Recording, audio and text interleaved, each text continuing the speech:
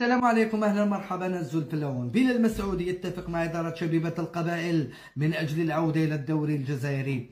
صفقه مميزه لشبيبه القبائل صراحه، وواحد من افضل المهاجمين، قناص حقيقي الاهداف، يلعب بالراس، يسدد، يسجل الاهداف الجميله.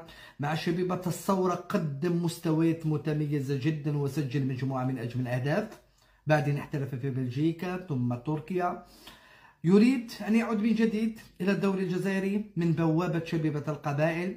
هو تحدي رياضي بالنسبة إليه، لأن الشبيبة معنية برابطة أبطال إفريقيا، معنية أيضا باللعب على كل الجبهات.